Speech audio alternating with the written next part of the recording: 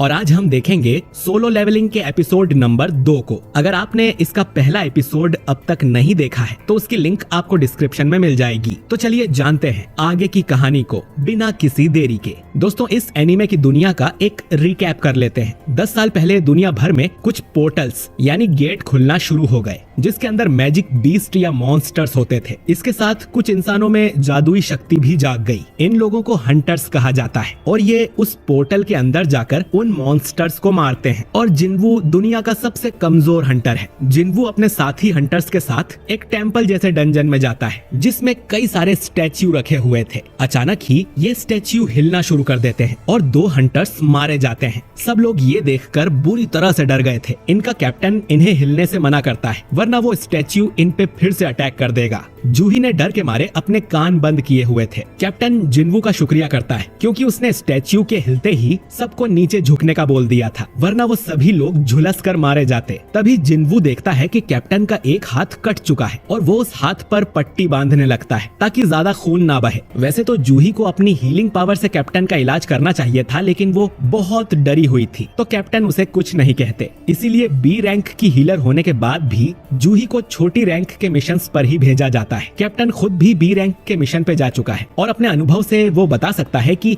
उनके सामने जो मुसीबत है वो जरूर एस रैंक जितनी पावरफुल है। कैप्टन को अब पत्थर पे लिखे नियम याद आते हैं। पहला कि गॉड की पूजा करो, दूसरा कि गॉड की जय जयकार करो और तीसरा गॉड पर यकीन करो। जो भी लोग इन नियमों का पालन नहीं करेंगे वो यहाँ से जिंदा वापस नहीं जा सकते। जिन्वू समझ जाता है कि जो सबसे बड़ा स्टैच्यू है वो ही गॉड होगा। दूसरी तरफ हम एक लड़की सोंग यी को देखते हैं जिसने हाल ही में हंटर एसोसिएशन को ज्वाइन किया था और ये लड़की जिन्वू की सिस्टर जिन्हा की दोस्त है और दोनों एक ही स्कूल में पढ़ती हैं। सोंग यी जिन्हा से पूछती है कि उसका भाई भी एक हंटर है ना, जिस पर जिन्हा बताती है कि हाँ, लेकिन वो सिर्फ ई रैंक का हंटर है और हमेशा घायल होकर वापस आता है। जो सुन सोंग यी कहती है कि अगर वो उसकी जगह होती तो ऐसा कभी नहीं होता। इधर कैप्टन और जिन्वू सोच ही रहे थे कि उन्हें आगे क्या करना चाहिए, तभी इनमें से एक हंटर चिल्लाते हुए कहता है कि वो यहाँ नहीं मरने वाला। उसने हाल ही में एक बड़ी कंपनी ज्वाइन की है। उसे पूरा यकीन था कि अपनी फास्ट स्पीड से वो स्टैच्यू के अटैक करने के पहले ही यहाँ से निकल जाएगा। अब ये हंटर बिजली की तेजी से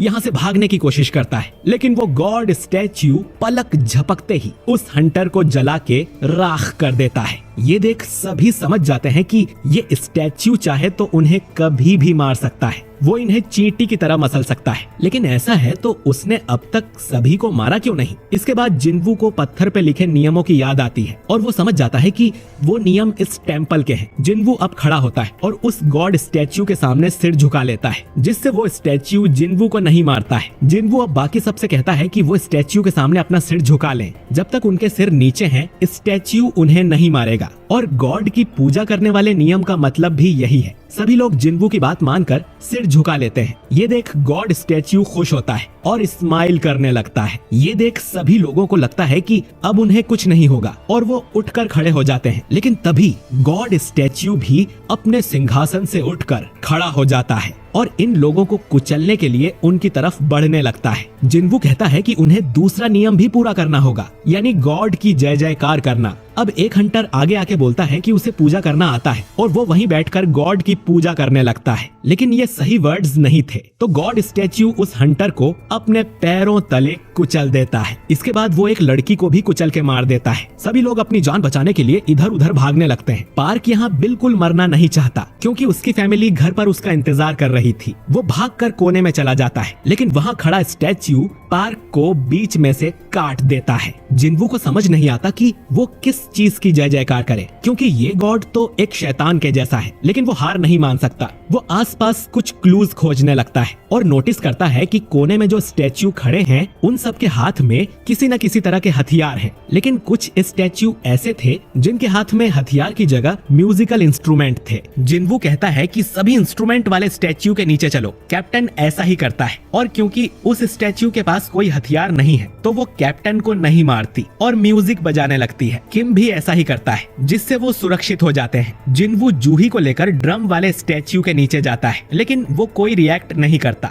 मतलब एक स्टैच्यू के नीचे एक ही इंसान खड़ा हो सकता है, तो तो जिनवू जूही को वहीं छोड़कर भागने लगता है। गॉड स्टैच्यू से बचने के चक्कर में जिनवू गलत स्टैच्यू के नीचे जाके खड़ा हो जाता है, जो कि उसे बुरी तरह घायल कर देता है। फिर भी जिनवू रेंगते हुए उस इंस्ट्रूमेंट वाले स्टैच्यू तक पहुंच ही जाता है और वो भी म्यूजिक बजाने लगता है। सबका म्यूजिक सुनने पर गॉड वापस अपने सिंहासन पे जाके बैठ जाता है। शायद गॉड की जय जयकार करने का मतलब यही था। जूही अब जिनवू के पास आती है और देखती है कि उसकी एक टांग कट चुकी थी। वो अपनी हीलिंग पावर से जिनवू का पैर ठीक करने की कोशिश करती है, लेकिन इससे उसके खुद के शरीर को नुकसान होने लगता है। मिस्टर किम इन सब का जिम्मेदार कैप्टन को बताता है, क्योंकि वो ही उन्हें अंदर लेकर आया, जबकि इन्होंने वोट से फैसला किया था। फिर भी कैप्टन अपनी गलती मानकर जिम्मेदारी उठाने को तैयार था। ये सब लोग आपस में बहस कर रहे थे। तभी टेम्पल के बीच में एक प्लेटफॉर्म बन जाता है। जिनवू पहचान लेता है कि ये एक ऑल्टर है, जिस पर गॉड को किसी जिंदा चीज की बलि दी जाती है। तीसरे नियम गॉड पर यकीन करो का मतलब यही है,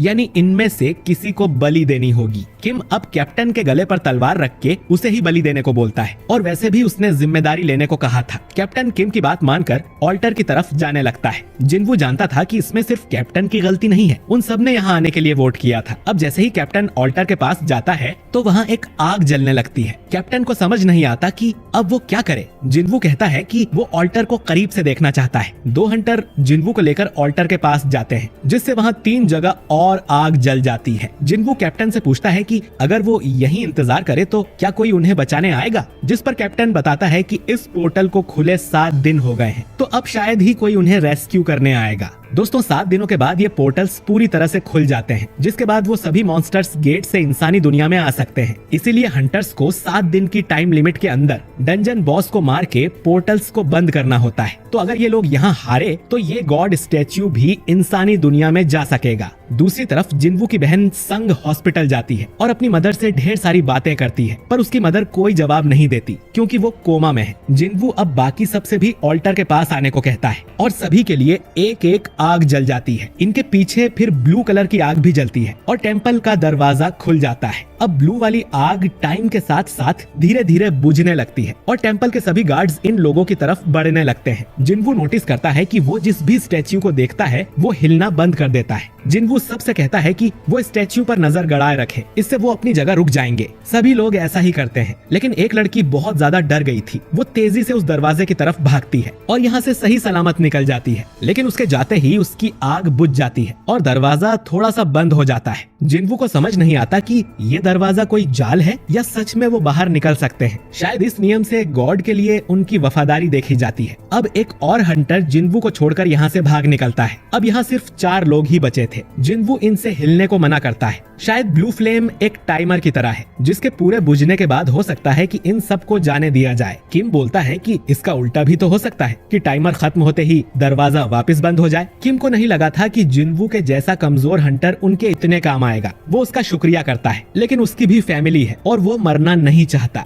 वो जिनवू से माफी मांगता है और इसके बाद किम भी यहाँ से भाग जाता है। अब सिर्फ 3 लोग ही बचे थे और जिनवू रोने लगता है, लेकिन वो हार मानने को तैयार नहीं था। अब कैप्टन कहता है कि जिनवू और जूही यहाँ से चले जाएं। वो खुद यहाँ रुककर अपनी बलि देगा और उसे अपने से जवान लोगों को जरूर बचाना चाहिए। वो जूही से कहता है कि जिनवू को लेकर यहाँ से चली जाए, लेकिन तभी जूही के पैर काम करना बंद कर देते हैं, क्योंकि उसने अपनी पावर्स कुछ ज्यादा ही इस्तेमाल कर ली थी। जिनवू अब कैप्टन से कहता है कि वो जूही को लेकर यहाँ से चले जाएं। जिनवू का तो पैर कट चुका है, तो वो वैसे भी चल नहीं पाएगा। जूही भी यहीं रुकने को बोलती है। जिनवू अब जूही को अपना मैजिक जैम देते हुए कहता है कि साथ में डिनर करने का वादा तो वो पूरा नहीं कर पाया, लेकिन जूही इसे बेचकर अपने लिए कुछ खाने का खरीद सकती है। जब जिनवू बाहर आएगा तो जूही से बाकी पैसे ले लेगा। अब कैप्टन तुरंत एक चॉप मार के जूही को बेहोश कर देता है और उसे लेकर यहाँ से निकल जाता है। अब सिर्फ जिनवू ही बचा था, जो यहाँ मरने वाला था। उसके पास एक तलवार पड़ी थी, जिससे वो इन स्टैच्यू से लड़ने की कोशिश करता है, लेकिन इतने विशालकाय दानवों के सामने जिनवू कुछ नहीं कर सकता। वो उसे तलवार से इधर उधर फेंकने लगते हैं। उसका एक हाथ भी कट जाता है। जिनवू रोते हुए सोचता है कि वो भी स्ट्रॉन्ग बनना चाहता है, लेकिन नहीं बन सका। उसके बावजूद वो अब तक जिंदा बचा है। सभी लोग दोगले होते हैं और सिर्फ अपने बारे में सोचते हैं। जिनवू की भी फैमिली है जो उसका इंतजार कर रही है, पर सिर्फ वो ही यहाँ मरने वाला है। अब जिनवू को ऑल्टर पे ले जाया जाता है। उसके शरीर में बिल्कुल जान नहीं बची थी। स्टैच्यू जिनवू को खत्म करने के लिए तलवार उठाता है और जिनवू सोचता है कि वो मरना नहीं चाहता, काश उसे एक और चांस मिलता। इसके साथ ही ब्लू फ्लेम भी बुझ जाती है और अचानक ही हमें एक नोटिफिकेशन स्क्रीन दिखने लगती है जिस पर लिखा था कि आप प्लेयर बनने के लिए क्वालिफाई हो गए हैं। आपका दिल 0.2 सेकंड में धड़कना बंद कर देगा। अगर आप ऐसा नहीं चाहते तो प्लेयर बनने के लिए हाँ करें। इसके बाद यस वाली बटन क्लिक हो जाती है और ये एपिसोड यहीं पर एंड हो जाता है। तो दोस्तों असली कहानी तो अगले एपिसोड से शुरू होने वाली है, लेकिन उसके लिए जिनवू जिंदा बचेगा भी या नहीं और ये गेमिंग स्क्रीन का क्या चक्कर है, ये हमें पता चलेगा अगले एपिसोड में। तो